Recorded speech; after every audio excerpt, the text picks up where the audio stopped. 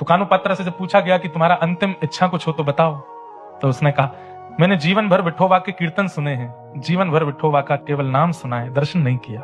एक बार मंदिर में आज्ञा लेकर के पुजारियों से कहा, आप तो राजा के सैनिक हैं, आप तो जो चाहे कर सकते हो, जब राजा मुझे बुला ही रहे हैं तो राजा केवल एक प्रस्ताव दे दें, मुझे एक बार विठोबा को देखना है, उनको देख के मैं आ जाऊं। तो मंदिर में प्रवेश वर्जित था, वैश्या की पुत्री है, लेकिन राजा ने आज्ञा कर दी, बोले नहीं, इसको दर्शन कराओ, उसके बाद हमारी सेवा में रहेगी।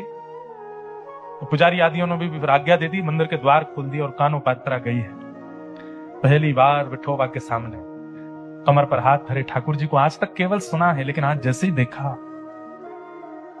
सन्मुख गई, जाकर के कानुपात्रा के नेत्र सजल हो गए और सजल नेत्रों से ठाकुर जी से कहती है कि नाथ, मैं आपकी हो चुकी हूं, बचपन से मैंने आपको अपना मान लिया है, आपने मुझे माना कि नहीं ये मुझे नहीं पता, पर मैं आपको अपना मान चुकी हूं। अब आपके अलावा यदि मेरा कोई स्पर्श भी करे, मेरा कोई वर्ण करे, तो इसमें मेरी कोई लाज नहीं जाएगी, आपकी लाज जाएगी। अरे कोई बहुत बड़ा व्यक्ति यदि सामान्य को अपने जीवन में बुला करके कुछ समय बाद उस सामान्य का त्याग कर दे, तो सामान्य पर कुछ नहीं जाएगा, उस बड़े की निंदा होती है। हम सामान्य जीव हैं, हम आपकी शरण में आए हैं, आपके चरण में आए हैं नाथ, मैं आपकी शरणागत हो गई हूं। और सुनिए, मैंने सब जगह फैला दिया है कि मैं आपकी हूं, मैंने नगर नगर में, गांव गांव में जाकर के कह दिया मैं आपकी हूं, और आपके बाद यदि वो राजा मुझको स्वीकार करेगा तो इसमें आपकी बड़ी निंदा होगी नाथ। अब वो राजा मुझे स्पर्श भी ना कर पाए, ऐसी योजना आप बनाओ। कानुपात्रा ने ठाकुर जी से कह दिया, और यदि आप मुझे स्वीकार नहीं करे हैं तो फिर आप पूरे पंढरपुर में जाके, घर घर में जाके बता दीजिए सबको कि कानुपात्रा को मैंने स्वीकार नहीं किया।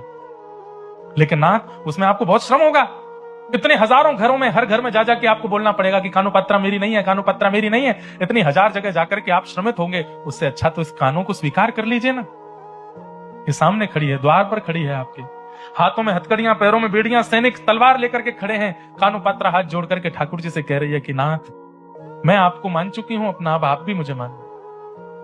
एक क्षण के लिए एक दिव्य तेज प्रकट हुआ, सबके नेत्र बंद हो गए, सब अपनी आंखें छुपाने लगे, और एक क्षण बाद जैसे ही वो तेज विश्राम हुआ, हथकड़ियां रह गई, बेड़ियां रह गई, कानुपात्रा अंतर ध्यान हो गई, विठोबा ने अपने भीतर उसको समाविष्ट कर लिया,